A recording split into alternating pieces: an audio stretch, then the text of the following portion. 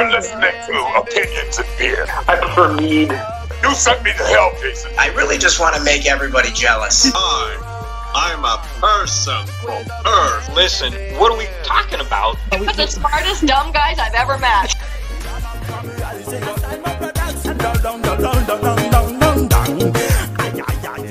Mr. Sarwark, how you doing this morning? I'm doing pretty good. So... How you? Yeah, I just want to touch bases with you.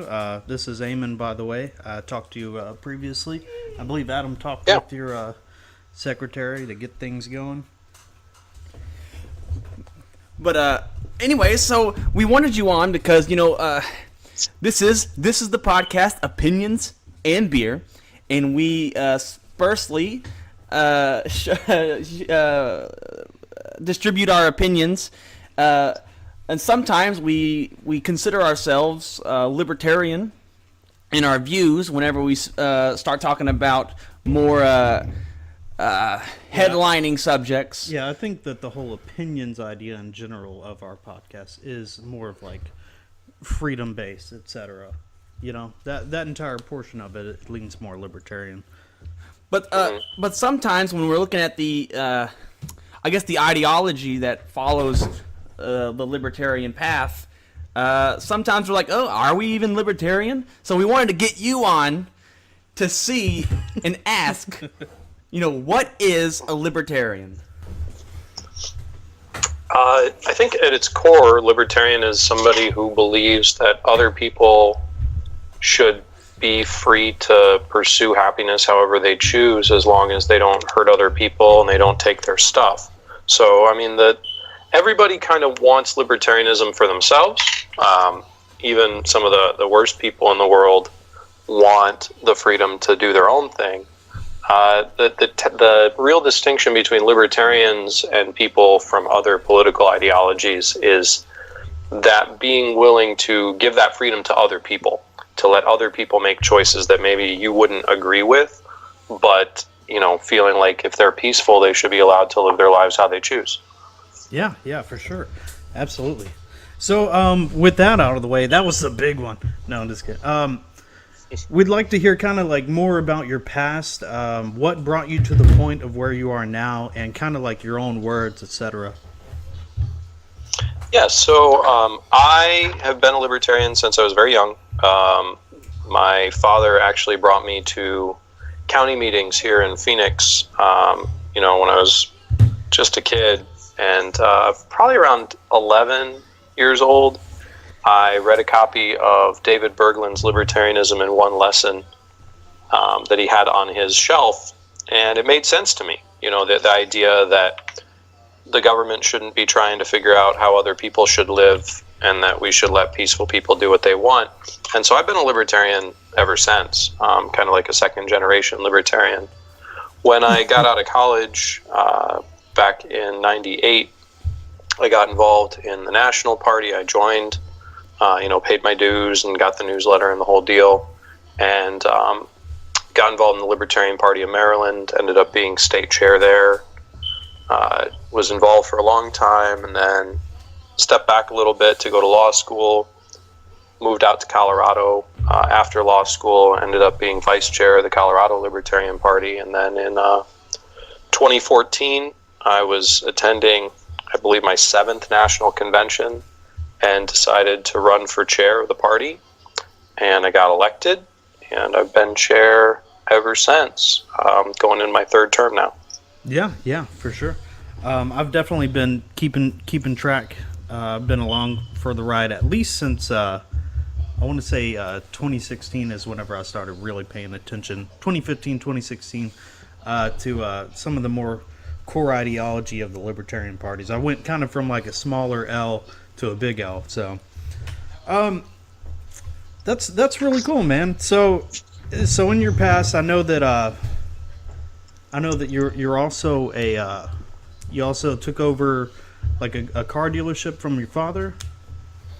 Yeah, so my grandfather started a dealership here in Phoenix back in 1942.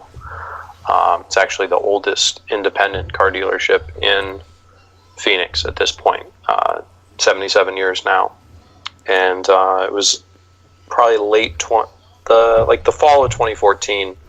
My father told me he wanted to, get out of it and actually retire, rather than, staying at the dealership until close to his death, which is what my grandfather did. He was 87 when he passed, and he was at the lot probably 2 weeks prior to passing away. And so we moved down here in fall of 2014, and so that's the day job that keeps the bills paid. Yeah. So, and you... Wait, are you saying that you're not rich off politics yet? I am not. The Libertarian National Committee does not pay their chairperson. What? The two old parties do that, and I think they probably overpay, given the quality of their leadership. Yeah. I just figured. I thought we were talking to a billionaire here. You dialed the wrong station. All libertarians have the fedoras and just a stack of like wads of hundreds in their pockets. So, yeah. I had a buddy say that to me one time. He said, "Hey, do you know how you can spot a libertarian in a room?"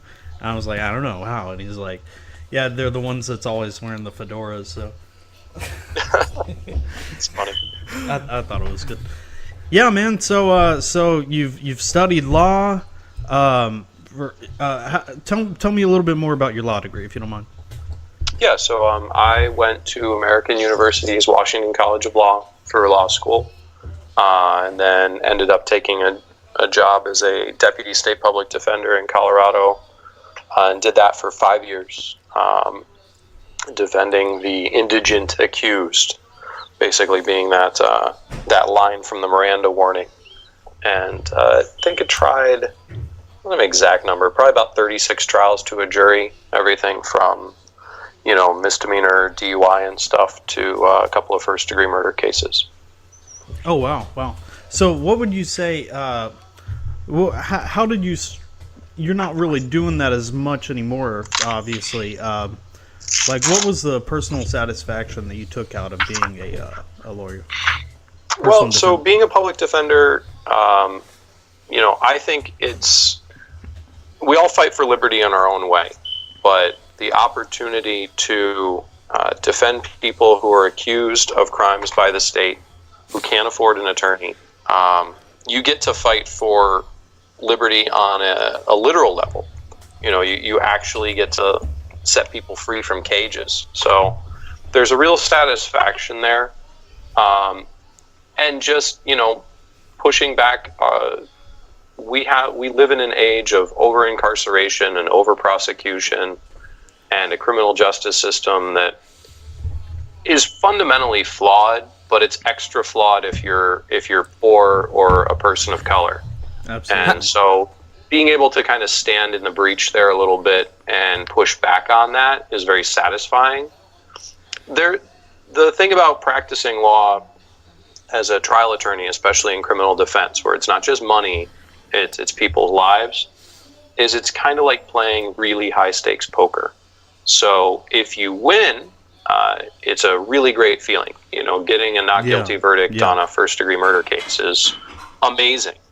But if you lose, I've been to, gone out with colleagues after they lost a big first-degree murder case, and their client's going to go die in prison, and that's brutal. So yeah, that's got to be not doing that day to day. It's probably less stressful, but I miss it sometimes. It's less stressful than the LNC chair position. God. Yeah, the LNC chair position is, that's nothing but fun. Yeah. Now, I know. That's what's awesome. the the stance of the Libertarian Party direction when it comes to reforming the system? What would that entail?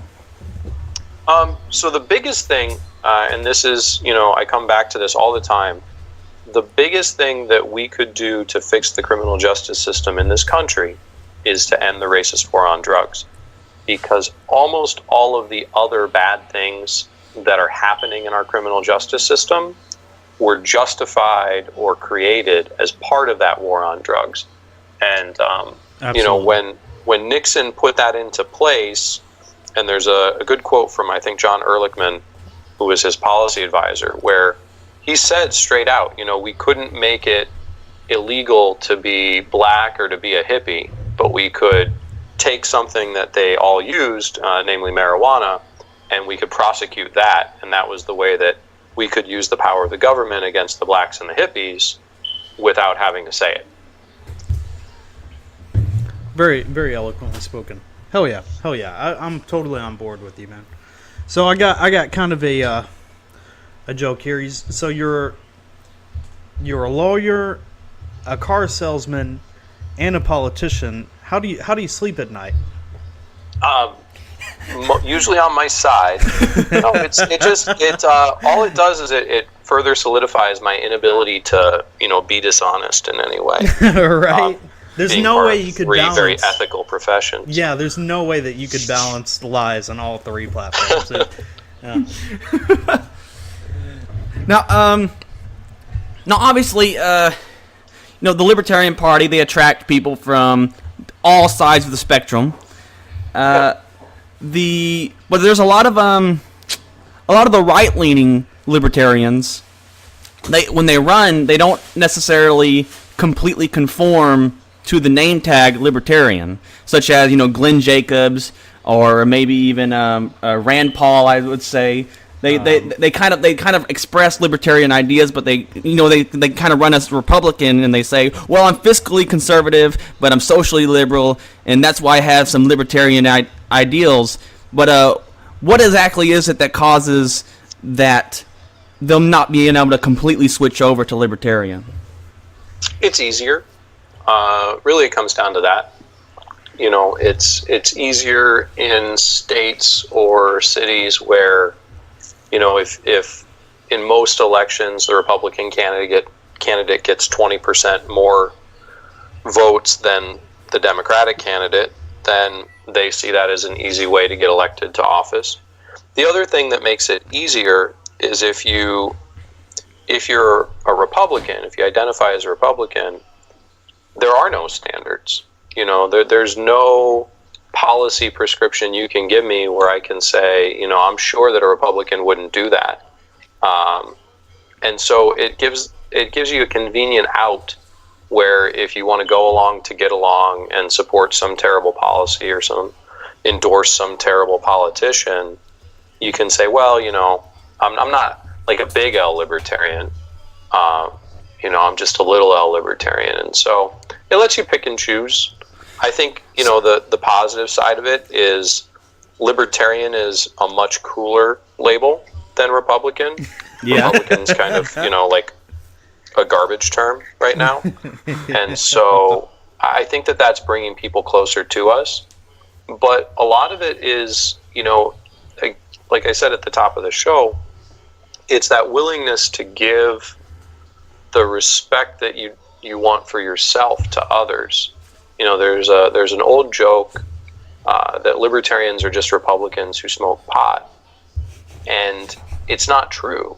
A lot of Republicans smoke pot. I know plenty of Republicans who smoke pot. I've smoked pot with Republicans.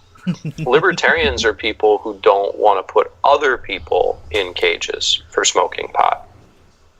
Right. And it's that kind of, you know, I want this privilege for myself, but I don't want to extend it to people who are not like me. That is the real distinction between, you know, the big L and the little L libertarians. Yeah. The big L libertarians are all about freedom for everybody, and the little L libertarians are all about freedom for people that look like me. So that would mean that you're pro the Republicans doing whatever they want, because they technically, you said that they have less restrictions on their policy, so they have freedom to do what they want in their policy. Whatever. Oh, yeah, I mean, they're definitely free to do whatever it is that they think is the best thing to do, whether it's, you know, supporting the president or, you know. But would you say? But you kind of said that you know, the Libertarian Party have a little bit more of a guideline and restrictions. Yeah, there's a fundamental driving principle. Yeah. I mean, the Libertarian Party is the only ideological political party in the country. You know, you would be hard pressed to say this is what Democrats believe or this is what Republicans believe, because it changes based on the polls and really based on whether or not they're in power. You know, you've got, like, just for example, you've got a president that signed, I think it was 10 different appropriations bills that had no funding for the stupid wall on the southern border. But as soon as his party is not in the majority anymore, when the next appropriation bill shows up that doesn't have funding for his stupid wall on the southern border, it's now an emergency. A national emergency. It wasn't an emergency before when they had control of the government, but as soon as they're out of power, it's a big old emergency. Do you think that it may hinder people that are trying to dip their toes in libertarianism? That maybe the more hardcore, you know, by the book, get angry if you are wrong, libertarians. Oh, are you saying like the purist? Yeah, the purists. Kind of, that's what do you it's think? kind of referred Do you to think as, the like, do you think purists may kind of hinder the growth of the Libertarian Party? Yeah, that's an absolute fact.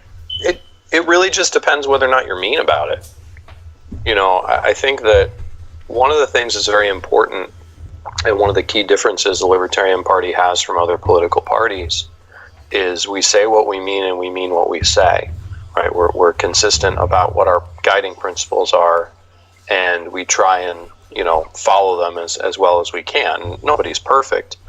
You know, if you go and call somebody names, or you attack them, or you engage in some sort of, you know, I'm more libertarian than you, or you know, you're not a real libertarian, because that's not going to help anybody. No, not but at at the same time, if somebody says, you know, I'm a libertarian and it's libertarian to build a wall on the southern border and stop people from coming into this country, you know, that's not a libertarian position. Yeah. You might be a libertarian that doesn't follow all the libertarian positions, right? But it's kind of like, you know, the analogy to church. You want to be open to people coming who aren't perfect yet, but you don't want to start preaching that imperfection. Yeah, you're not going to keep anybody there that way. So that's a good point that I'd kind of like to address. So you personally, for the most part, you are like kind of like the embodiment of a lot of people's libertarian ideology.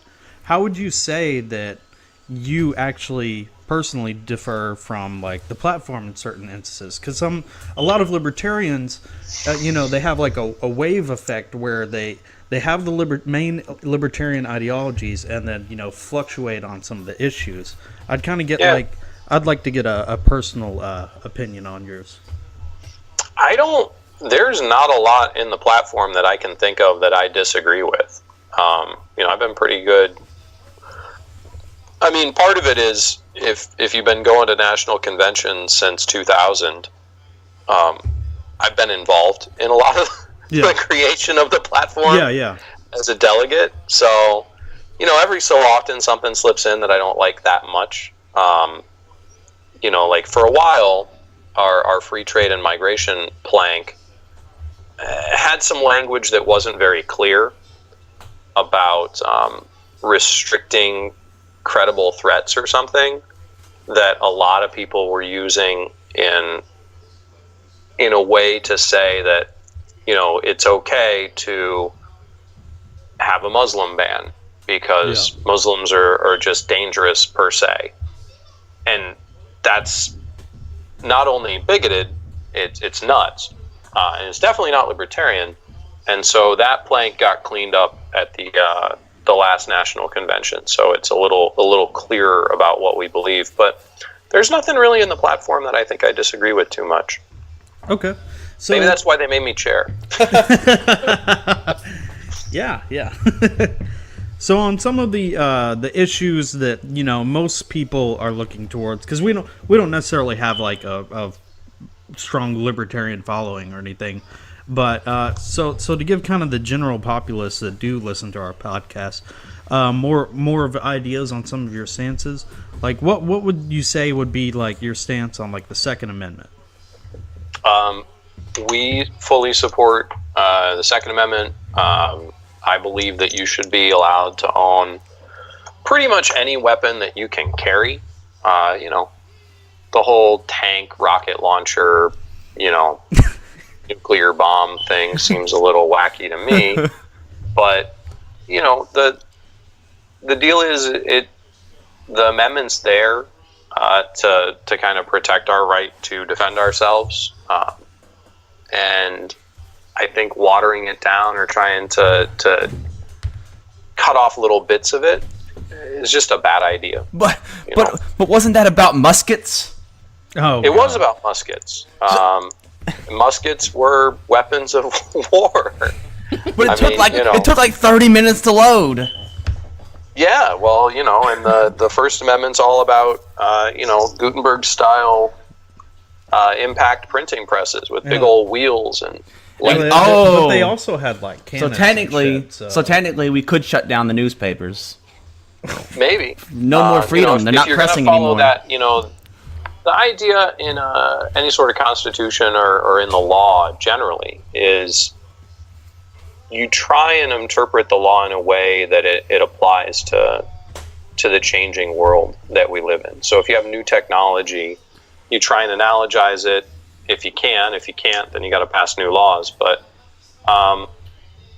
I think that we should continue to allow people to own whatever weapons they choose to own, as long as they're peaceful with them, right? Like, doesn't mean you get to go shoot people with your guns. It just means that you get to have your guns to protect yourself if you feel like you need to. Okay, you want me to ask that question? Yeah. Okay. Yeah. What type of judge would you look for appoint if given the opportunity? I think it means like a Supreme Court judge or whatnot. Yeah. These are some of the fielded viewer questions as well. So. Yeah. So as far as who would be a good judge for the Supreme Court, it's going to be somebody that tries to look at the law objectively, and has, as far as a judicial philosophy, I think that presumption of liberty, the idea that you're going to try and interpret laws in a way that maximizes individual freedom and minimizes the amount of state power or state control. Okay. I prefer judges that look at the actual text of laws. Clint Bolick, who just got appointed to the Arizona Supreme Court, is a big fan of that, where you start with the language. You don't start with, what did people say during the debate in the legislature. You don't start with, what articles have people written about it. You start with, what does the law say? Most of ours are written in English, and try and figure out what it means based on the words before you start going out in all these different directions. Now we like to jump around a little bit. I want to talk about a little bit of current news and ask a little bit about that. I guess Michael Cohen's in the news again for something in the past about emails in 2017. But do you think that was it like 5 million people were affected by Russian memes to vote for Donald Trump? Oh, I guess that's a good point. I don't know. Facebook has often lied about their stats. The most famous one being that their whole pivot to video turned out to be just made up numbers. I think that it does appear that there was a coordinated effort to try and, do some sort of social media influence. Trying to figure out who was influenced or how many people were influenced or what it actually made them do is difficult. Yeah. Because you'd have to go and ask everybody and then assume that they're going to tell you the truth. So do you think that the entire commission that they have going to investigate Donald Trump, do you think that that's like a waste of time, or is that like a valid thing to pursue? I mean, just for people in general that don't really understand it, because not very many people pay attention to this stuff. So they listen to sound bites and stuff that come across the news or whatever, and then So we want to get like your opinion on that. Yeah, so, I mean, if you have, under our current laws, foreign nationals are not permitted to engage in U.S. politics. Every so often, we get somebody who is from overseas and they send a note to the Libertarian Party and they say, I really like what you're doing, I want to send you $100 or whatever. And we have to tell them, no, we're not allowed to take money from people overseas. We appreciate your support. You can sign up for the email list or whatever. Would you take memes? We might. I think that the Libertarian meme game library is pretty fucking strong. I'm not gonna lie. Yeah, we're not the best, but we're definitely not the worst. In fact, one of the ways that I actually found out about the Libertarian Party in general was kind of like whenever memes were first starting to show up. There was one about Penn Teller, Penn Gillette. I'm sorry, who said, I don't know how to control other people's lives, essentially was like what it said. And that really like reverberated with me. I was like, really? Like that's somebody actually believes this besides me? That's crazy. Yeah, it's his libertarianism is kind of that humble libertarianism where, he may not even be making the right choices for himself, let alone tell somebody else. But as far as the special counsel's investigation, if we have laws that say that you can't have foreign nationals engaging in U.S. politics, and there's evidence that foreign nationals are engaging in U.S. politics, it's as legitimate a criminal investigation as anything else.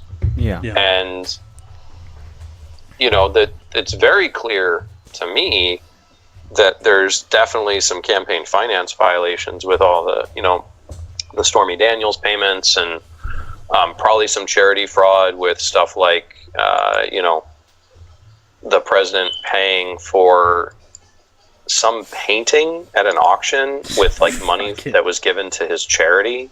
Oh my God. There's a bunch of shady stuff that was done. Yeah, for sure. I'm not saying Michael Cohen's a great guy. He seems like sort of, not a very good guy or a very good lawyer. But what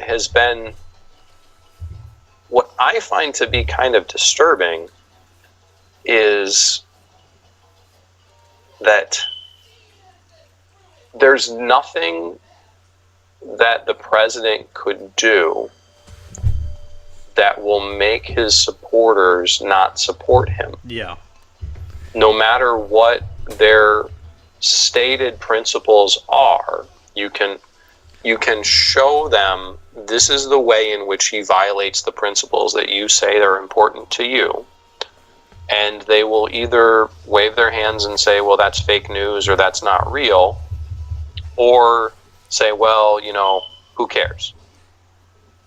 So that's a good point, because you can take that and say, well, a lot of Republicans may not disagree with Donald Trump, but a lot of Democrats / liberals do. And I think that what I've personally seen throughout the past elections was actually a very surprisingly large amount of Democrats and socialists, like even full-blown communists, that started embracing more libertarian ideals and come to the party. How do you kind of market libertarianism towards people more centered towards the left? Focusing on things like criminal justice reform and equal protection, the free speech stuff, open immigration.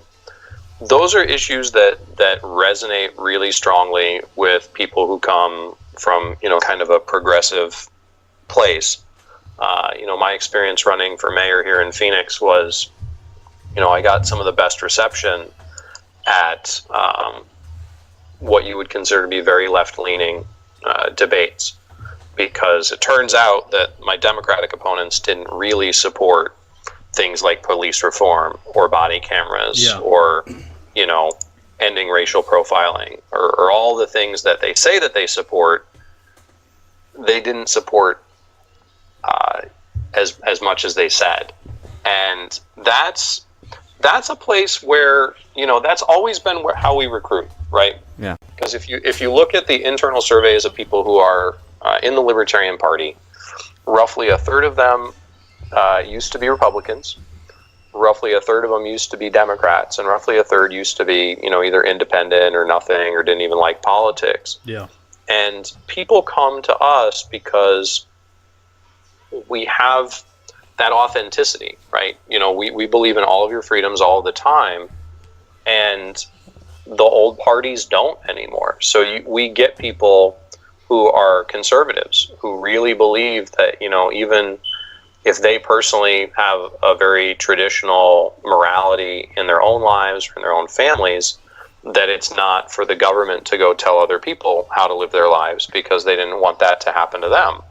And they leave the Republican Party because it turns out that they don't really meet their values. You have a lot of progressives that really believe that this should be the land of opportunity for anybody who wants to come here and make a better life for themselves. And then they get, Bernie Sanders basically agreeing with Donald Trump on building a wall and blocking people from coming here out of some sort of economic nationalism about, they're stealing our jobs. And so they're disappointed with that, and then they end up at the Libertarian Party because we share their values. You talked about how you made pretty good impressions in Arizona, running for mayor. Speaking of impressions, do you think Gary Johnson was ready for national media attention? I think he did very, very well. If you look at just the vote totals, the 2016 election was the highest number of votes the Libertarian Party's ever received, roughly 3 times our previous record. We actually covered the spread between the first place and the second place candidates, which is something we'd never done on a national level. Yeah. When you talk about sort of organized efforts to influence an election on social media and whatnot, you have to remember it wasn't just the winning side that did that. There was a very concerted sort of funnel of,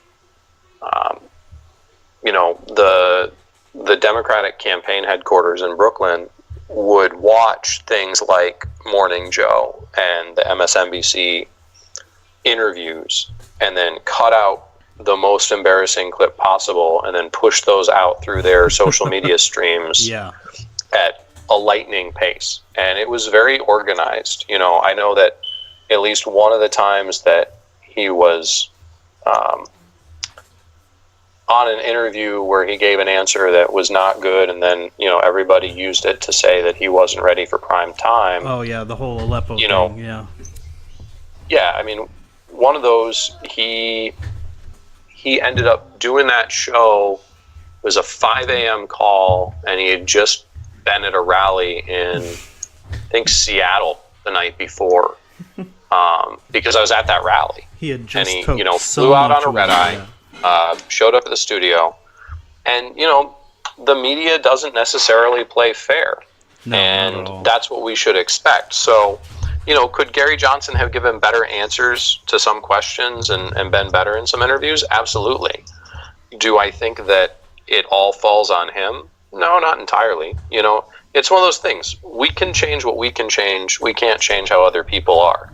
So if the media wants to hit you with a question that you think is unfair, that's on them. All you control is how you respond to it. Yeah, and a lot of that issue is it's not even relevant now, and people focus so hard on it, and it just goes to show that the sides and the media were playing politics with it.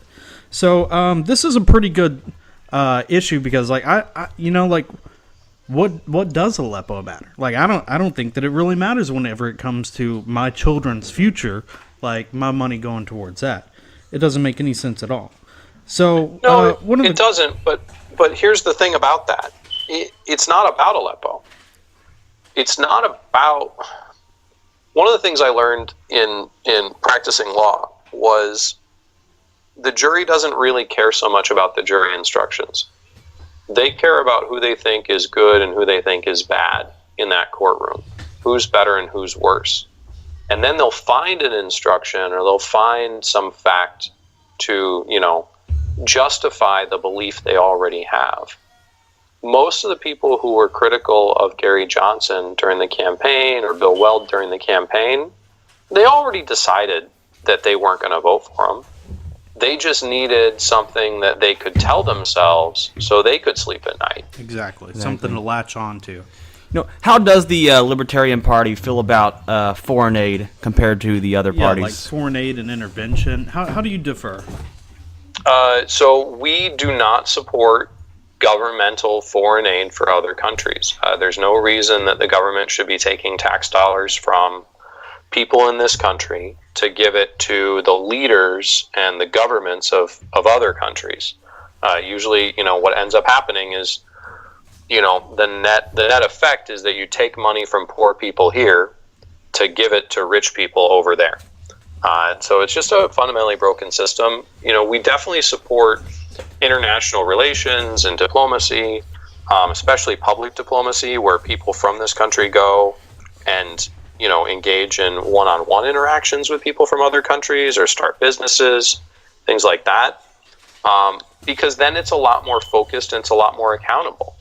If foreign aid money just kind of disappears somewhere in Afghanistan, nobody really ends up in trouble for that. But if you find out that the Red Cross or some other charity misspends your money, they suffer an immediate penalty because people stop giving them money. So, it's all about kind of systems of accountability. As far as intervention, we are opposed to any kind of intervention overseas outside of actually being attacked, right? If nobody attacks us, then we don't attack other people. Yeah.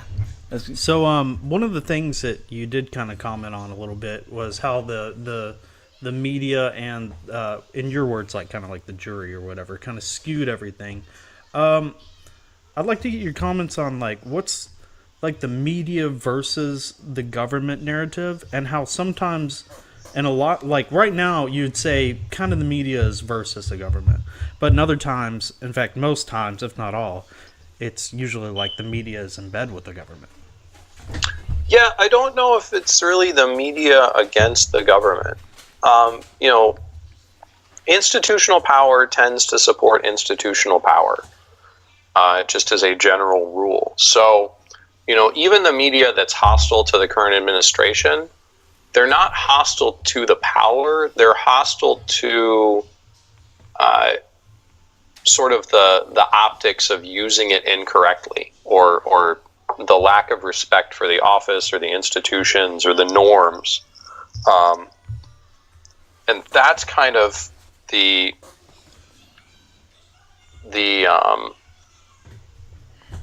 so it's not so much of a fight as it is maybe certain parts of the media don't like it when the other side is in charge. Yeah. But they don't oppose the institution. It's kind of, I was asked this by an environmental journalist back when President Trump removed us from the Paris Accords. Yeah. And they said, well, what do you think about that? And I said, well, it's probably not great as an environmental policy thing, but as a libertarian, my bigger problem is that the last president could get us into an international agreement without any consent from, Congress or the Senate. And that this president can get us out of it. I have a bigger problem with the structural power of the presidency to do something that momentous without, some better sense that it actually represents the will of the country. And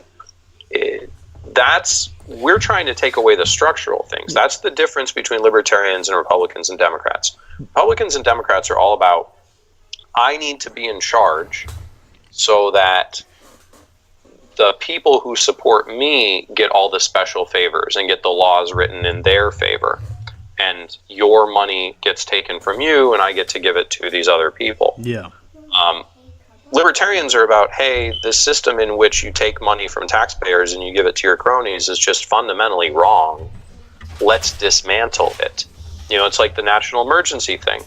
The Congress voted to overturn the national emergency. The president vetoed the bill to overturn the national emergency. And we'll see whether or not they have enough votes to override the veto, but probably they don't.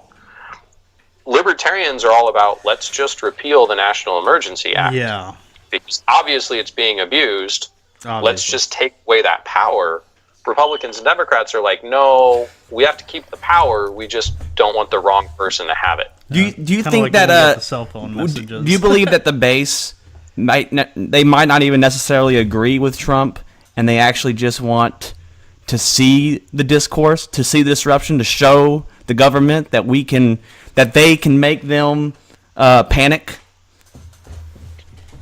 You know, I think there's some people who are supporters of the president that are doing it on the burn it all down chaos theory. It's kind of a dangerous way to go because, you know, it's a little bit presumptuous to assume that out of the chaos is going to flow something that you want. Yeah. It's kind of like when I went to law school, people would tell you from the statistics, you know, only 5 to 10% of the class is going to get these really high-paying jobs coming out of school. 90% of you are not going to get high-paying jobs, and you're going to have crushing student loan debt. But the nature of people that go to law school is they're used to being at the top of their class before they went to law school, so they're convinced that they're going to be in the top 5 to 10%. Even though you try and explain to them that math doesn't work like that only the top 5 to 10% can be the top 5 to 10%. There's a lot of people that just don't give a shit about math, man. Well, that is a problem with law students generally.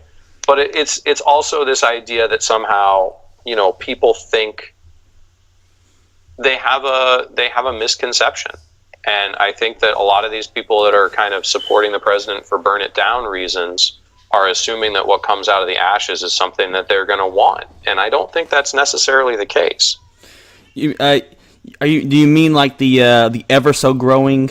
Well, I don't know what your views are on this, but the ever so growing socialist, or I guess democratic socialist. They put a nice flower on it. The nice socialist movement that is starting to grow in the country. No, I don't think they're just kind of identifying. They're problem identifiers. Problem identification is always the easiest part of anything, be it, you know, trying a case or being a consultant. It's very easy to go in and say, this is the problem, right? So the Democratic Socialists have gone in and said, look, people are coming out of school, they can't afford their debts, they can't discharge them in bankruptcy, college is getting more expensive, this is a problem. And then they've come up with a simple solution, which is just have the government pay for the college. There's the whole student loan system in this country is fundamentally corrupt because you have the government basically guaranteeing loans for banks and forcing everybody who comes out of school to have one kind of debt that they can't discharge in bankruptcy. Yeah. So you can discharge your house debt in bankruptcy to a certain extent. You can discharge your car debt. You can discharge your credit card debt. You can discharge, you know, the money you spent to buy a boat. Student loans you can't discharge. And that creates a fundamental distortion in our economy. So yeah, is there a problem when the government is conspiring with the banks to basically entrap people? Yeah, there's a problem there. Is the solution for the government to be the one payer for higher education? It's probably not a good solution. It's different, but it's not good. You know, but the thing is, it's like the people who were so excited about this administration coming in said, well, look, this president is going to bring in people who are not your traditional civil servants. You know, they're not your career bureaucrats. He's going to drain the swamp, right? Well, it turns out that when you get rid of people who follow the normal bureaucratic norms, one of the norms that they don't follow are things like ethics and nepotism and cronyism. And so you end up with all these administration officials now who are getting drummed out of office because they thought it was cool if they get to be head of head of a cabinet agency and give contracts to like their brother's nephew. Yeah, exactly. They're like, sure, I get to do that. And people are like, no, you can't do that. That's not cool. They're like, what do you mean I can't do that? Of Donald course Trump, I can. of all people, would have this going on. Right. Well, and that's the thing. So, yeah, you've gotten rid of these career bureaucrats. You've, quote, drained the swamp, and you've replaced them with, country club cronies. But but don't they run the country already? Different. That's a bigger. Don't you want to put? Question. Don't you want the faces? Question is, the faces that run the country, right there. I don't know. I don't know. Bring I'm it not all to be to the too forefront. cynical. At least have the Illuminati up front. Is that what Yeah, exactly. Okay, at least be able to see who's be paying. able to identify them. Because the idea that that the big banks and the corporations and the big rich guys paying for the laws and stuff like that that's already been that's already been in people's minds. I think it's a good thing that we have the faces that have already been controlling the system visible. Well, that's just your opinion. Well, but the question is, are you going to do anything about it, right? Because you've done this. You've got these corrupt individuals who are involved in government who are getting all these scandals where, it turns out that they use government money to fly on private planes, or they gave a contract in Puerto Rico to their nephew's brother who's never done any electrical work in the past, or there's a whole litany of things. And what is coming out of it is not a generalized, we need to stop these people from being in charge and stop this corruption. What's coming out of it instead is this weird defensiveness where, all the supporters of the president are like, oh, it's totally okay. One of the things that's strange is this idea of sanctuary cities in general. So how would libertarians approach that ideology? So, sanctuary cities, first, it's important to be clear on what you mean by a sanctuary city. Okay. My understanding of that term is that a sanctuary city is one where the local law enforcement has said, we are not going to engage in immigration enforcement. We're going to let Customs and Border Protection or Homeland Security or whatever federal agency is responsible for that. They get to do that. We're going to work on keeping people in our city safe. I think as a matter of criminal justice policy, it makes a lot of sense. Yeah. Because the problem you run into is if you have your street cops checking people's papers. First of all, there's a huge invasion of privacy for that. Our former sheriff here got himself into a ton of trouble about basically racially profiling people to see whether or not they were legal in the country, and ended up having to get pardoned by the president. Oh, wow. That was in Phoenix? Yeah. Oh, wow. I didn't even know that. Yeah, he was held in contempt of court for, continuing to racially profile even after a federal judge told him to stop. Wow. And we've had just tons of human rights settlements and civil rights settlements that the taxpayers here in Maricopa County have had to pay for him. So, one of the problems with having street cops trying to check people's immigration papers is if somebody gets shot and killed or raped, or there's an armed robbery or something, detectives are going to come around and try and interview witnesses to find out what happened. And if you're afraid that if you talk to the cops, they're going to be like, oh, and by the way, are you here legally? Do you have proper immigration status?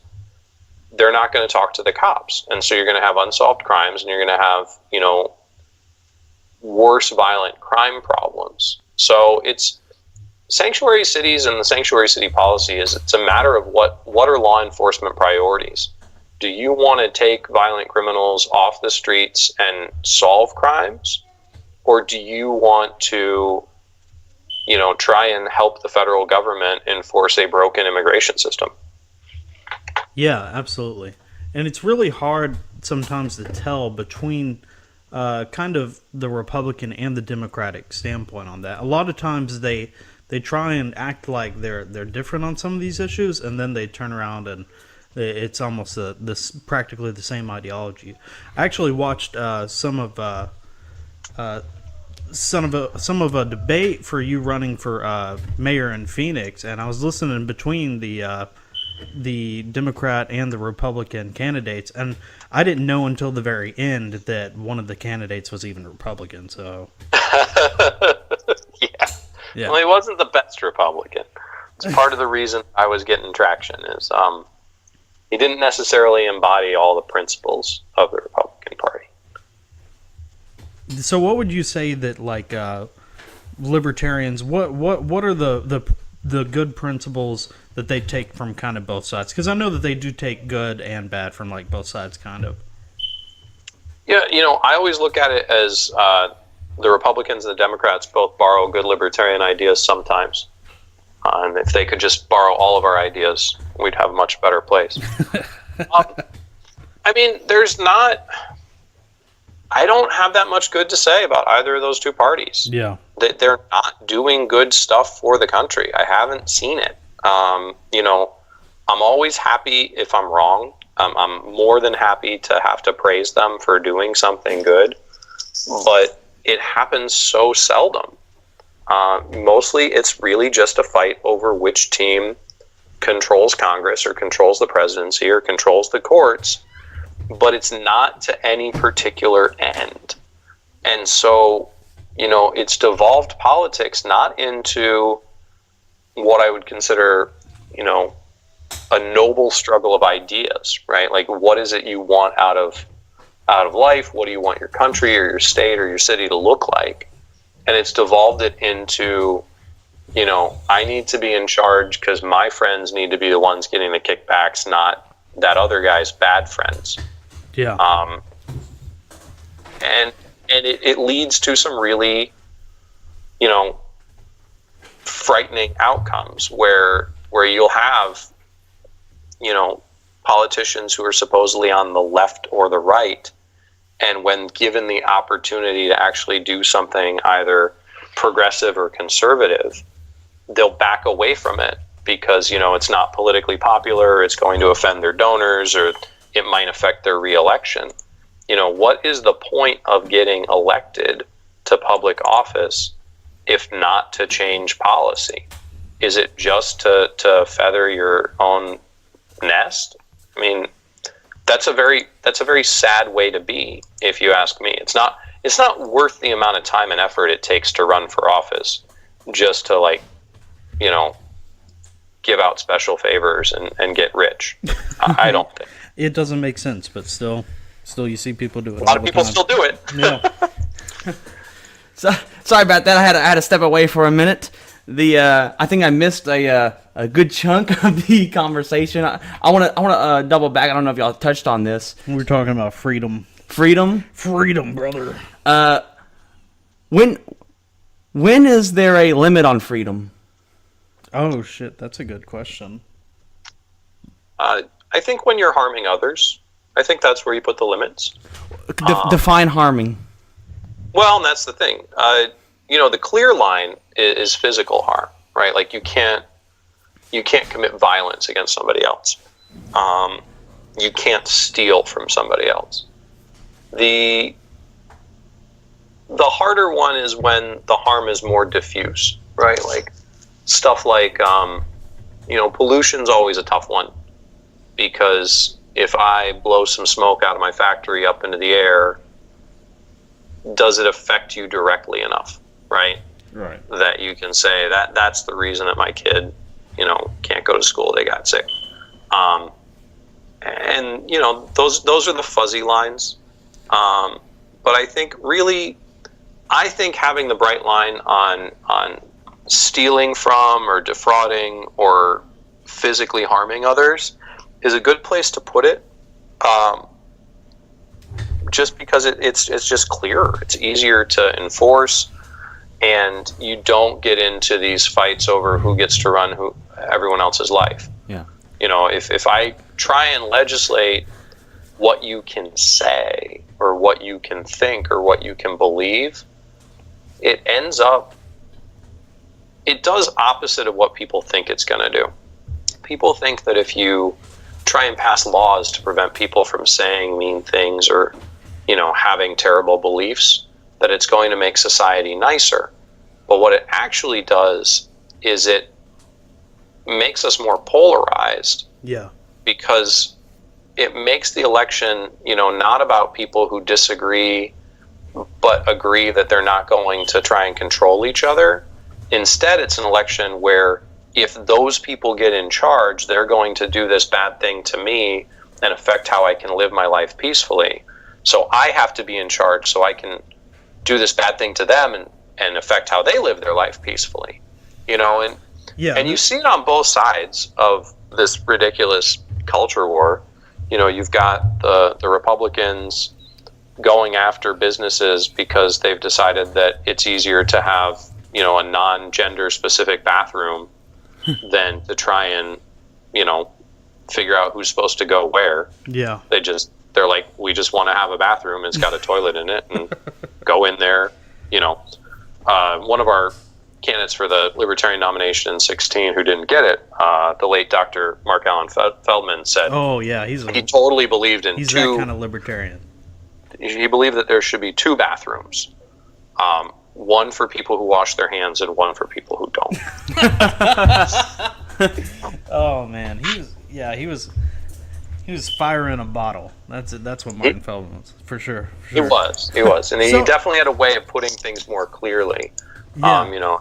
He would talk about the Israeli-Palestinian thing. He's like, I totally support the state of Israel, and I think anybody should be able to go volunteer their own time and money and, go pick up a gun if they want to. But you shouldn't have the government sending money. That's true. So, kind of what you were just touching base on is something that I want to approach. It's more of like a philosophical, I guess, question about libertarianism. Voting in general. A lot of people, in the real far libertarian side of things, aspect of the spectrum, view it as like a form of assault. Like, does voting violate the NAP? I don't think so.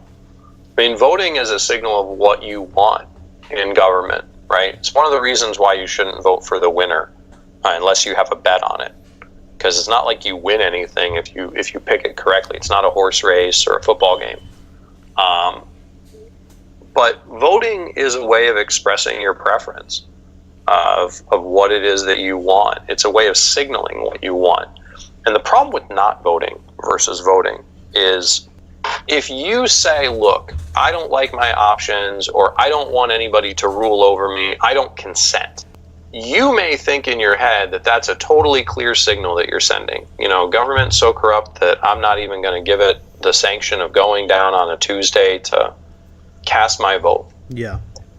The problem is that your signal is muddied because it's combined with everybody who, just couldn't be bothered or, were busy playing Xbox that day or any other reason for not voting. Right? It doesn't send a clear signal.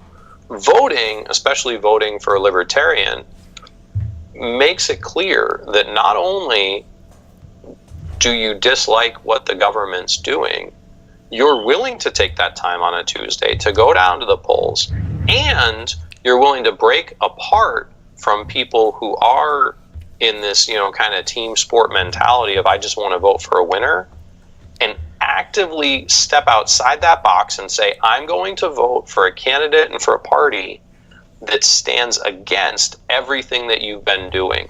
I'm going to make it clear to you, this is what I want. I want more freedom across all aspects of my life. That's what I want, and you aren't going to shame me or tell me it's worthless or anything like that to stop me from expressing that preference. And, sometimes libertarian candidates don't win. I've heard, maybe once or twice. Big L. But every time it sends a clear signal. And there's a saying from a politician very near and dear to me, a guy named Spear Lancaster, who ran for governor in Maryland in 2002. And he used to say, some politicians are dumb and some politicians are corrupt, but all politicians can count. Every one of those politicians knows how many votes they got. Yep. They know how many votes their opponent got. Yep. And they know how many votes the Libertarian got that weren't available for the Republican or the Democrat. And if there are enough of those votes, they will change their behavior in order to keep their job.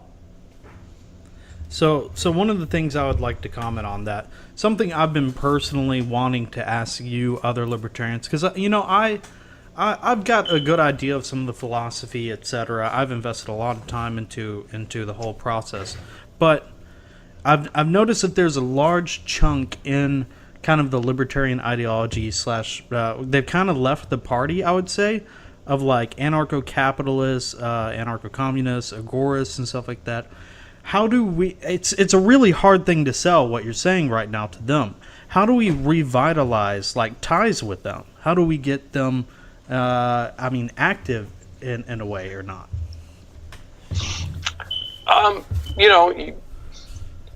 You keep the door open,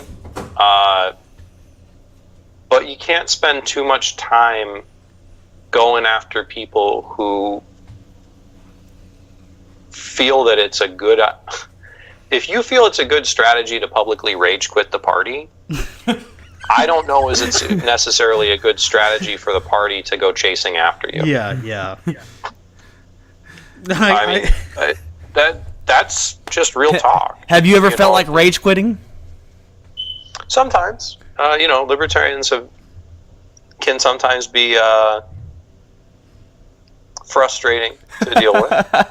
There's never a difference of deferring opinion. There's never a shortage of deferring opinion. Now this is a little bit stepping back and looking at a previous thing we discussed, and actually we mentioned it a few times throughout the show about the wall. And right now there's a lot of big talk about this wall that originally I think we had money for it during Clinton. Maybe I think we got a little bit more money for it in Bush, and it was just never built. And then all of a sudden, no, they built almost all of it. Oh, that's the part that people don't talk about. Like, there's a huge amount of wall along the southern border. Yeah. Way more than we should have. Now, why do you think? What do you think the big is the immigration issue? Is it an issue, or is it just? Is this? Do you think it's actually racial, or do you think people are really? It's more about economy, and they're afraid that they've gone to theme parks and realized that there can be a term called too many people, and or is it? No, it's racial. It's racial. Primarily, it's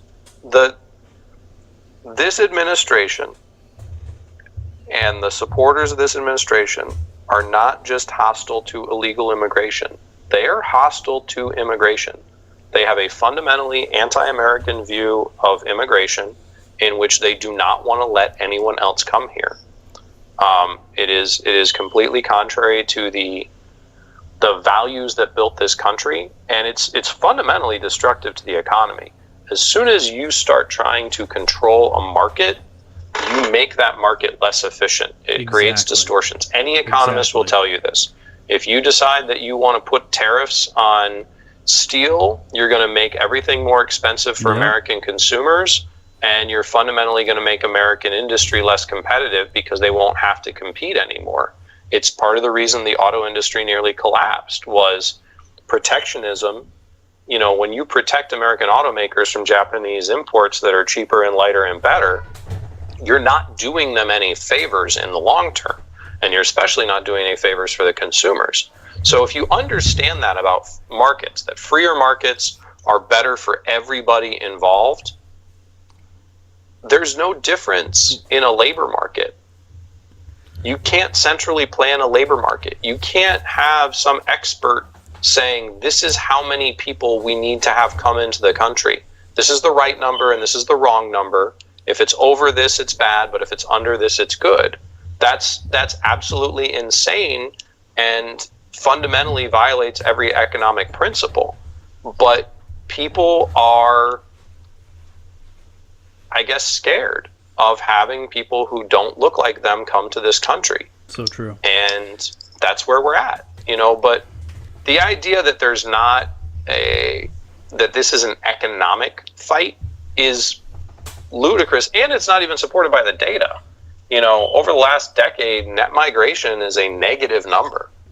People are not coming to this country as often as they used to, partially because of the economy, right? Right. And the beauty of having a more open immigration system is that you would allow the labor market to adjust to changing conditions, so that if there were a lot of extra jobs that were not being filled, then people would immigrate here to take those jobs and fill them, creating economic prosperity. And if we suffer a recession where those jobs are gone, then people would go back to where they came from because there wasn't work anymore. But when you make immigration difficult and you make people spend, thousands, if not tens of thousands of dollars to be smuggled into the country, then even if the economy goes south, they can't go back south. Tens of thousands of dollars. It's too much. Yeah, human smuggling, man, it's a racket. Where do they live? Where do they live when they get here? How can they afford an apartment? One of the things we were talking about Jan Broberg with too was that whole smuggling thing. But where do you buy it? How can you afford a house and an apartment somewhere after you get in? Called roommates. I mean, basically, immigrants tend to be more resourceful. Oh, the thing about immigrants is it's by default, your standard immigrant is going to be more entrepreneurial than your average person that was born here. Because that is a person who has left their country of birth, oftentimes left a place where they speak the language to come here for opportunity, right? They're automatically a risk taker, right? Because the easy thing to do is stay where you were born. The hard thing to do is go seek opportunity to make your life and your family's life better. So, especially in a new country, that's insane. So, are you against taking over other countries and just making opportunity there? I think that would violate the NAP. Huh? Yeah, I don't think we should take over other countries. Yeah, no. I think that's usually a bad idea. Maybe if they voluntarily. But I'm totally for people going wherever they want to go. Right. Yeah. Oh Lord. No, I'm pro people going where they want to go. I feel like this is an issue that maybe was relevant like 10 plus years ago, but now it coming out of the woodworks just doesn't make sense. I mean, I just didn't know if countries don't have American revolutions anymore. No, well, I don't know, man. Usually when they have them, the United States government suppresses them. What jerks! Yeah, the whole Catalonia movement and whatnot.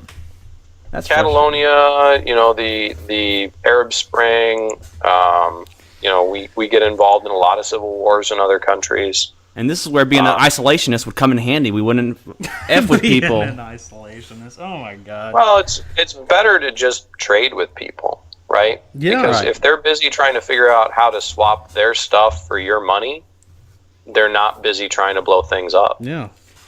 Unless it's for guns. Well, I think it's been awesome having you on. I think we're kind of wrapping up here. We're gonna have Eamon has a few more questions. Yeah, but okay. All right. So one of the things that I'd like to focus on, kind of like what you touched on a second ago, when it comes to trade and the market, is I got a question from someone that's actually a Libertarian Party member of Canada, and they wanted to get kind of your idea on this. And it says, what is it like, if you'd like to talk a little bit about what's the difference between real free trade, and say like NAFTA or the USMCA, and how it's more, how it's possibly more beneficial.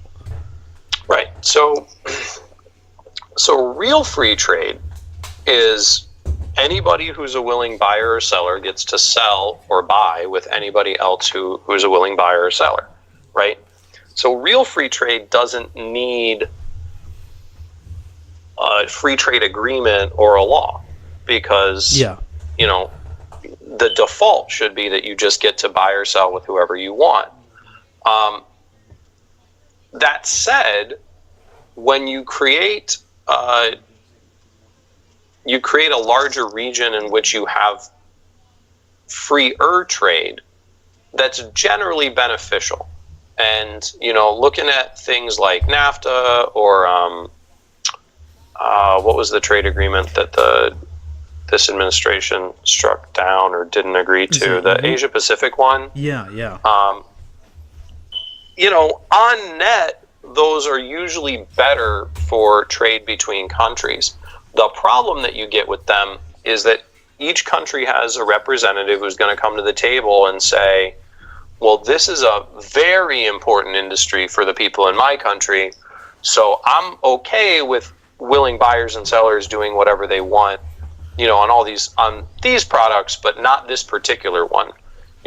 Things like the Japanese are very protective of their rice industry. Canada is very protective of its timber industry. Americans are very protective of their meatpacking industry. I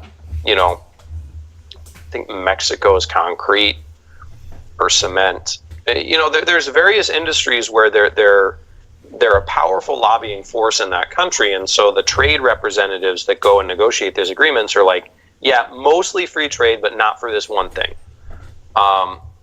And that's kind of a human nature thing, right? Like, it's difficult to get to totally free trade because it's natural for people to try and get advantage for their industry or for their business. Yeah, for sure. And part of, being kind of reality based as a libertarian, you don't deny the fact that people want to get these advantages. You recognize it and you say, how do we design a system where we can handle the fact that people want to get these advantages and still have it be fair? It's like sitting down at a poker table, right? Okay. I'm listening. Everybody at that table wants to win money. So you can still set up rules of the game, and you can have a fair dealer that's not, actually playing. You can have cameras, you can have things to make sure that while all these people are trying to take each other's money, they're doing it in a way that recognizes that they would all like to get advantage, and so doesn't let them, right? When you have a dealer that's provided by the card room or the casino, they are not going to let you mark cards. Yeah, it's a very good way of explaining it. And that kind of goes for how, it impacts, like how free trade is impacted by, say, like crony capitalism and stuff like that. That's pretty much what you're outlining. So, yeah, I totally agree with that. Mm-hmm. Okay, one of the other big ones that, all right, I got a question from a full-blown agorist here that says, okay, it's kind of laughable what they say. Why pursue using the state as a form of like free trade besides like over full-blown agorism? Does he have full-blown agorism working somewhere that I don't know about? I mean, that's it. I think it's a philosophical theory. Yeah. Well, no. It's the, one of our party members wrote a post a while back about how they try and buy food from, people that sell it on Instagram, and they try and, get their house cleaned by somebody that they pay under the table where there's no taxes involved, right? So they engage in that kind of agorist stuff where, transactions that are outside the view of the state are fundamentally freer. But that doesn't mean that you stop trying to dismantle the state, right? And the only way you're going to dismantle it is to be allowed close enough to dismantle it. So it's about diversifying what you do in life, right? Like a lot of the ANCAPs and agorists, to me, they seem like they're just quitters.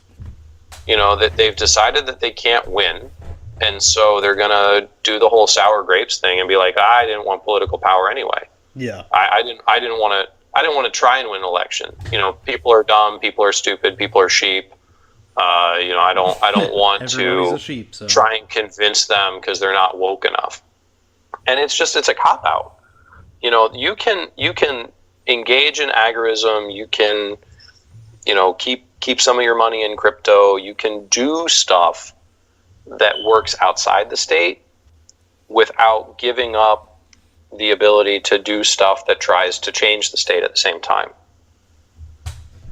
Yeah, that's a very good way of explaining it. And like I said, that's one of the things that I personally like hearing about, because I like hearing the different forms of ideological standpoints comparative to like say minarchy, which most libertarians like big libertarians agree as.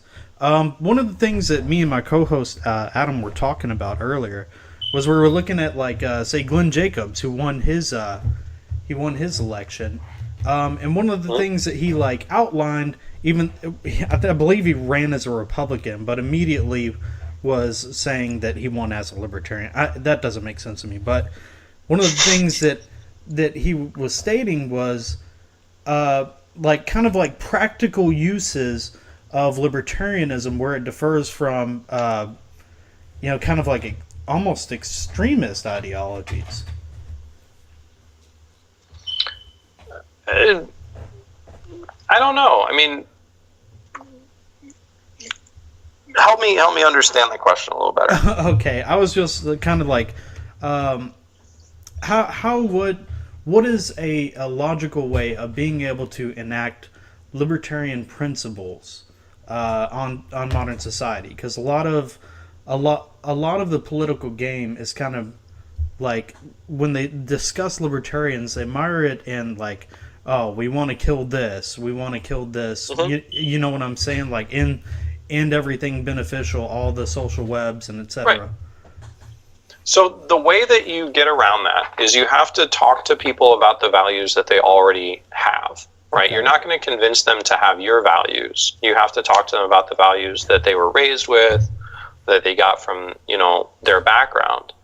And so one of the strongest things you can do is find those shared goals. Everybody wants to have a prosperous life. Everybody wants to raise their kids the way they want, send them to a good school, have them get a good education, have opportunity. Yeah. If people want the same things, then you can say, look, our big thing isn't that we don't have the same goals. Our big thing is we've looked at this solution you have, using more government or passing more laws. And this is why it doesn't work really well. Yeah. This is the unintended consequence that you may not have thought of. And this is how, allowing more freedom, even though it may seem counterintuitive and it might look a little messier, is more likely to get you to the goal that you have. Yeah. You have to show people how it's going to help them, or they won't be interested. And people will always try and marginalize ideas that are either new or ideas that would take away some of their power, and we just have to expect it and respond in ways that resonate. Yeah, thanks, Nick. That's that was a very good way of explaining it as well. So I've got a question that comes from kind of a liberty-minded Republican, someone that kind of flirted with libertarianism, but I guess is still stuck in the Republican Party or whatever. They wanted to ask you personally about like say the reaction towards like AP Austin Peterson leaving the party and running as a Republican, and then also like it says versus like Bill Weld leaving the party and running as a Republican. Okay, what do they think is different? I think they're trying to say that like just the reaction of how it was towards Austin Peterson was a little bit more what they viewed as like hostile, I guess, versus Bill Weld's. Yeah, I mean, both of them gave me a call the day before. They said they were going to go and join a different political party. I wish them both good luck. I don't see where people see the hostility. Yeah. It was a mistake, I think, for him to do what he did. It didn't work out well. No. But, that's his choice. And, I think it's probably a mistake for Governor Weld to do what he's doing, but he has a specific goal of, helping the president go back to private life. And he thinks that this will be the most successful way to achieve that goal. And, it's his life. He gets to do what he wants. My focus is on trying to keep the Libertarian Party strong. Exactly. One of the things that was a little different about it was Austin famously gave a speech at the National Convention in 2016 talking about political opportunists going and running as Republicans and Democrats, and explaining that he wasn't a political opportunist.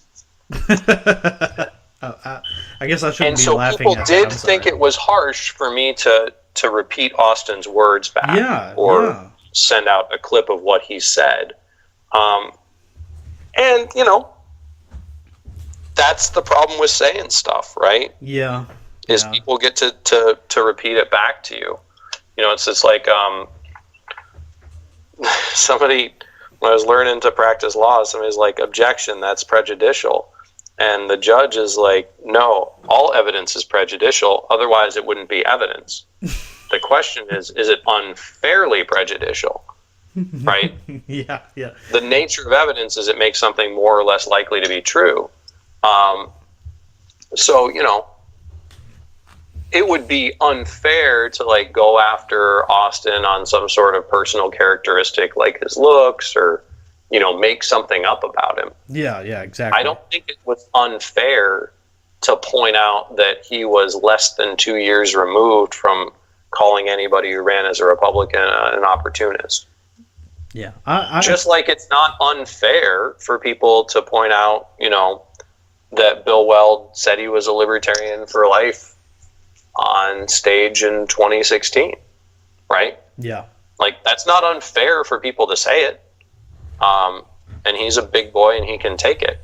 And, you know, that is what it is.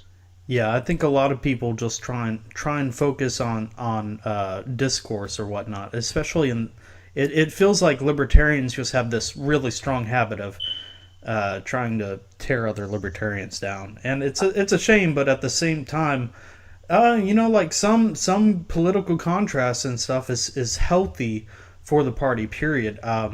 And that's why I wanted to ask you some of these questions today. Bring up some of the.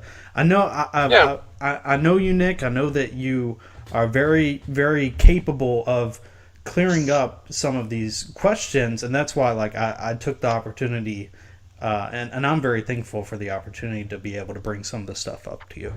So with that, let's kind of focus more on some of your personal stuff. This is the Opinions and Beer podcast, so. I read a little bit about something about you being a beer guy yourself. I am. I do like beer. I have been brewing beer, although I haven't done it much since I moved to Phoenix because it's very difficult to get a good cold break here. The water temperature is actually too warm in the summer. But I've been brewing beer for, I think, going on 20 years now. Yeah. Yeah, I'm a big fan of beer. Kind of give some of our listeners more insight into the crafting process. So, I am a big believer that knowledge is one of the few things that no one can take from you. You can lose money, you can lose relationships, you can lose a lot, but you can't lose what you know. And so when you brew your own beer, or, you know, I bake my own sourdough bread with a starter I made myself.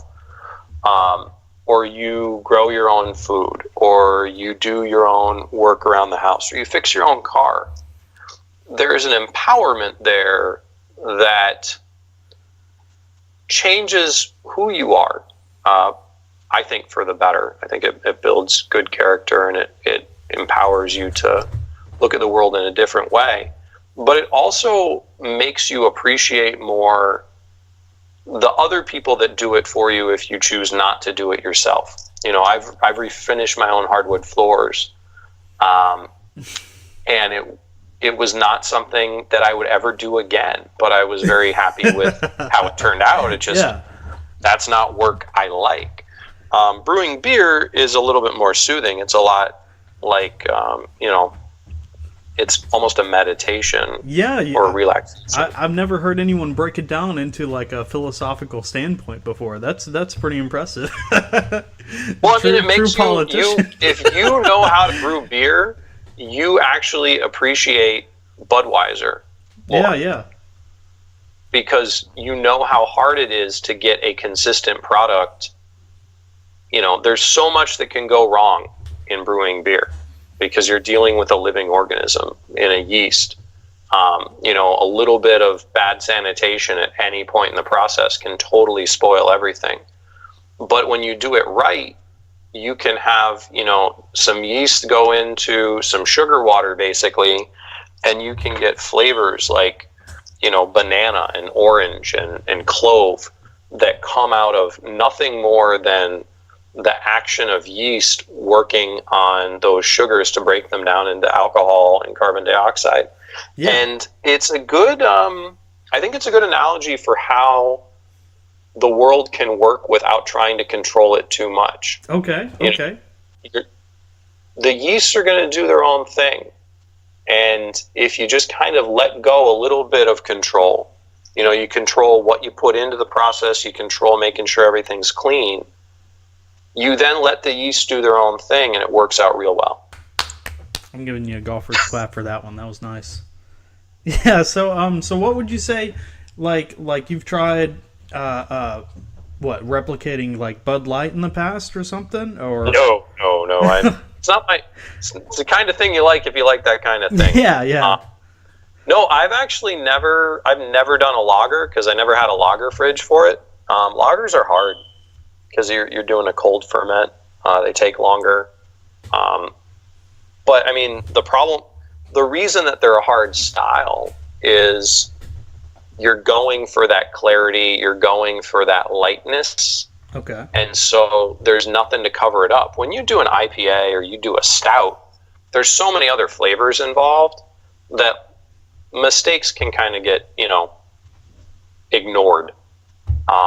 Really light, crisp styles are hard. No, my favorites are, you know, I really like saisons and, you know, some of the hotter ferments where you get a lot more interesting flavors. Okay, yeah.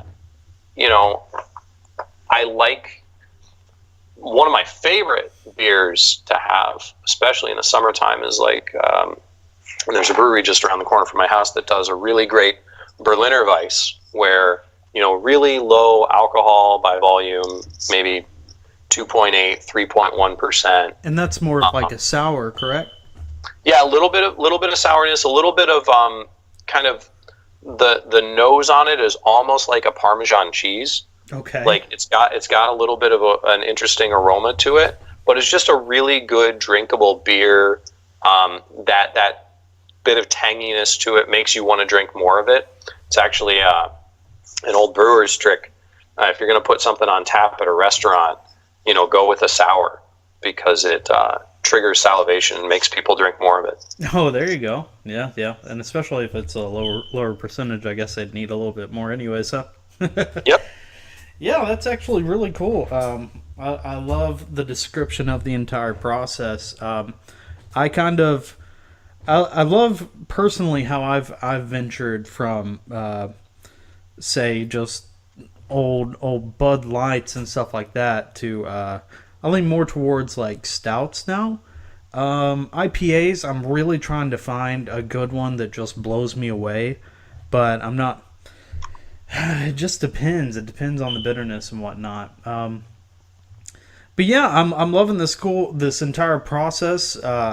We sit here and try a new beer every episode. So, man, if you ever get back into the crafting process, you let us know, man. We'll get like a Liberty beer going that we can try on the podcast. Yeah. How about that? That sounds good. Yeah, buddy.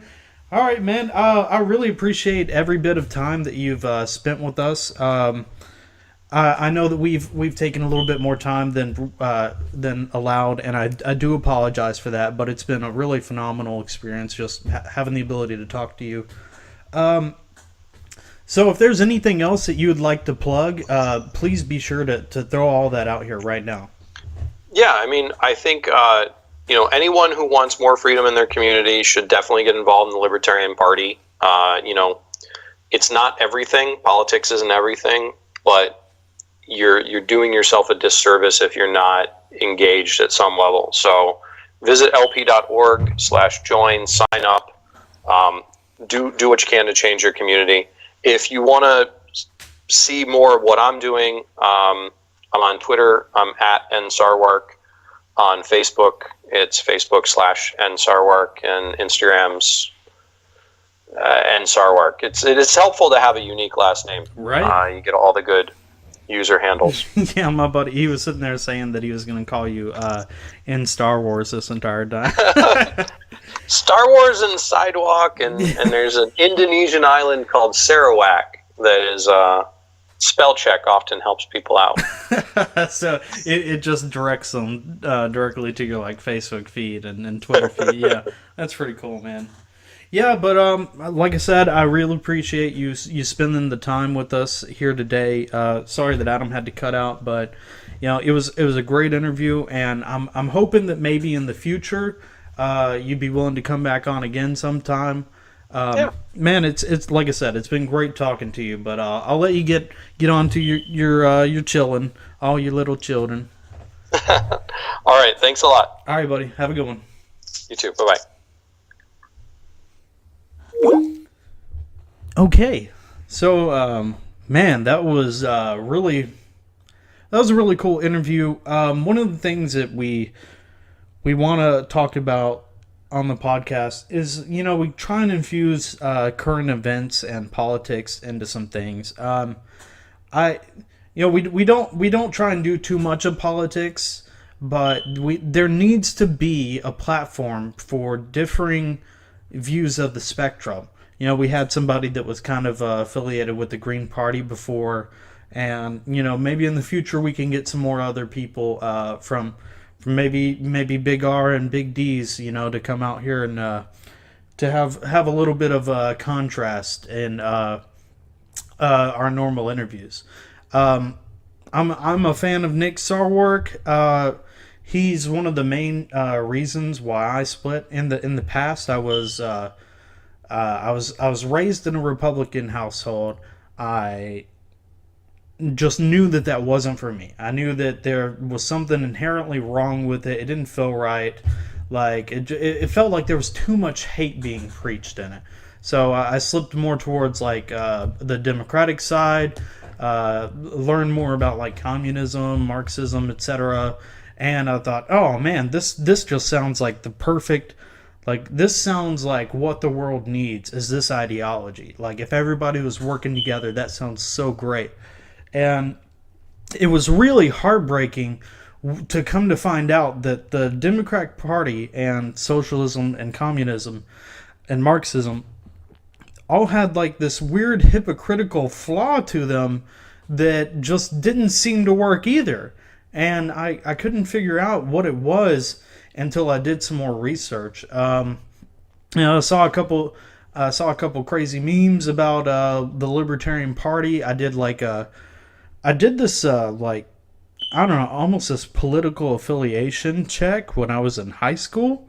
Like it went along with our almost our career choices or whatnot. And whenever I did it, it came up like libertarian / like constitutionalist. And I was like, I don't understand what this is. That's a fake party. That's not real. Like I'm obviously Democrat. George Bush is the devil, etc. You know, like oh. So from there, one of my buddies I was trying to get other people's opinions on like the election coming up, and it was I want to say like 2008, and my buddy said, hey, I'm supporting Ron Paul, check him out. And I checked out, I liked Hillary Clinton, I liked Barack Obama at the time. I thought that college tuition reform was just the perfect way to go. Going from there to full-blown libertarianism is it's crazy to see that difference in stances. But over time, you can tell that like freedom is a hard choice to be against. There's a lot of discourse and negative portrayal of all parties, and you have to be able to sift through what is being played at you through politics and what is, actually factual. And there's good parts for every party. There's bad parts for every party. The only thing that I know is that having an opinion shouldn't be wrong. Hello and welcome to Opinions and Beer. I'm your host, Adam. With me today is our very special co-host, Eamon. Hey, how you doing today? It's Eamon. I'm here. Today's beer of the day is Founders Porter. That's it. Founders Porter. They don't have to have some special fancy name. They just straight up, it's a porter made by Founders. Well, they have some fancy ass art on It's them. what's It's got a really attractive lady. She's very obviously Old Century? maybe, what would you say, like Victorian era? Yeah, whatever? a Victorian age arts going on here. Yeah, she was definitely 12 out of 10 back in the Victorian day era. Like, and she's got a little heart drawn on her. It is 6.5% in alcohol by volume. Has an IBU rating of 45. Dark, rich, and sexy is the tagline for this one. You want me to read this stuff on it? Sure. It says, pores silky black with a creamy tan head. The nose is sweet with strong chocolate and caramel malt presence. No absence of hops gives Founders' robust porter the full flavor you deserve and expect. Cozy like velvet. It's a lover, not a fiver. Ooh, that's why they got this really pretty lady on there. We're gonna have to link the box art so y'all know what I'm talking about. Obviously, I've said in a few times now that porters are probably my favorite. Yeah, that's beer your type. thing, right? I love porters. So what made you go from, I don't know, Budweiser? What was your beer trek from like Budweiser or some random, shit that we grew up with to porters? Like, what would you say? I don't know. It was just random. Just random. Random. Because it really started. Because really, I really just moved to blondes, ales, and then white IPAs, and then IPAs, and then porters and stouts. Yeah. So you've kind of like slinked over through the spectrum. Yeah. Over time. I had to get darker and darker. Is what happened. Yeah. I started because I switched. But not too dark. Too dark is just too well, much. I switched. Yeah. I switched from. I like how you like right on. Yeah. You're like. Because I switched from lager. I switched from lager to ale, and then I started at the very bottom of ale, and made my way up. Because actually I even started. Because technically, if you think about it, I really did fruit ale first. Or even it might be half lager, but the Leinenkugel, the shandies. Yeah. I can't remember what I can't remember what kind of yeast they use in shandies. It may very well be a lager, but I think most fruit beers are ales, and so. And anytime I taste like a Leinenkugel, my mind just like, I know it obviously isn't, but my mind just screams like, "Oh, this is like a cider." Because one of the things I liked about Leinenkugels is their flavor comes through so well. Yeah. Like, in those types of beers. Anyway, speaking of flavors of beers, let's go ahead and try this Founders Porter. Okay. That smells really good. What it is, I think all porters taste like coffee, or they have that coffee, like really, really, really coffee taste. I've noticed it thus far. Everyone that we go to, the darker beers that we drink, almost all of them were like, man, this is almost like a coffee stout or something like that. And I definitely tasted in this one as well. But I'm fucking fine with that. I love coffee. Yeah, I love beer. Exactly. And this one, it's almost sweet whenever you're first drinking it. Like whenever it hits, it's real nice. And then that last hit is like a little bitter. Yeah. So it takes that sweetness out of it, and I This just one sip into this beer, and I can tell you already, I really enjoy it. Like, Oh yeah, I mean, very creamy. so where did you find Founders at? Was that just at one of the local places, or Founders did is you have to find Founders is actually sold at like HEBs and stuff. things like that? Okay, To be honest with you, so not like you can't go pick it up at Walmart, but you might be able to pick it at one of your other local places, well, bigger ones, bigger ones. like a Kroger's, Oh, okay. Kroger HEB, not like a Brooks Brothers or Market Basket. Okay. Not your local well, HEB isn't local. It's just Texas. Well, it's so cool here in Texas. Yeah, I don't know. I don't know what they have in other countries. I mean, states. States in other countries. It's all It's like all it's the a same. different country anyway. So, But you seen the meme where it's like Texas and it's 49 bitches or whatever. But where is Founders at? Michigan? I don't know. Let me look it up real quick. Oh yeah, Michigan. Oh, Grand Rapids, cool. Michigan. Cool. They let us know immediately. So it's another one of those northern places. Grow. Man, today was fun. I like this beer. We chatted with Nick Sarwark. Yeah, Nicholas Sarwark. Nicholas Sarwark. Yeah. The beer is good, but I think I'm gonna give it a 7. Okay. Or maybe a 6. It's just I don't have a lot of things to say about It's it. got 45 IBUs too. As I well. know. I just don't have a lot to say about How it. do you? I know that we've said it before, but for the people just now tuning in, like, how do you go about rating like the IBUs and stuff like this? This one says it's 45 IBUs. You said that's like a general way to like determine how bitter it is. Yes. Yeah. How would you say? And the it's weird thing low, is, and the what weird would you thing say is, like depending high? on how much malt they put in it, which in darker beers is a lot.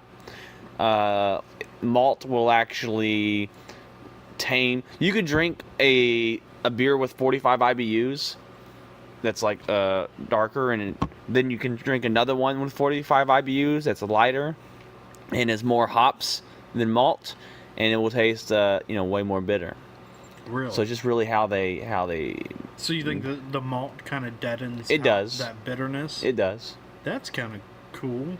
But It's very interesting. but apparently there's some beers out there that have gone past 100 IBUs, Oh, which wow. 100 is the cap, but they just have no. There's like no way to. There's no way to describe it. It's like So- like drinking like fucking But- dirt mixed with I don't know Yeah. toxic waste. I can't remember who does it. I think Arrogant Bastard. I think Arrogant Bastard. They make a lot of beers where What where bastard? the arrogant where the bastards to IBUs fucking put out where the IBUs are actually higher. an over 100 Well, IBU beer. they're higher than the than the scale Have you measure. tried something that's that bitter yet? Like I want to try it again to see if it was just my palate, but Arrogant Bastards oaked Arrogant Bastard. That one was so bitter. I think when I first tried it, I gave it a 1 or 2. I was like, and then I looked it up, and they were like, "You may not be sophisticated enough to enjoy this beer." I'm like, okay, screw wow. you, Wow, what bastards. So, Wow, they are just eating that shit up. but they're huh? good. I mean, they're actually a really good brewing company. They made that really good Metallica Pilsner that I really enjoyed. Should I rate it double trouble? Oh my god. No, I would give this a very dark, rich, and sexy lass out of not lasses. Not lasses. I would definitely say that it, like on a numerical scale, yeah, I would have to say it's like a 6 or a 7. But like that's where I mean with it, because it is good. Like this would be a really good beer to be like yo, have you ever had a porter? And someone's like, no, what's porter taste like? And you're like, this, because it's the most basic fucking porter that there is. Like, that would be a very good description of this. So. But, that's just our opinion. And that's fine. Because this is Opinions and Beer. And Beer.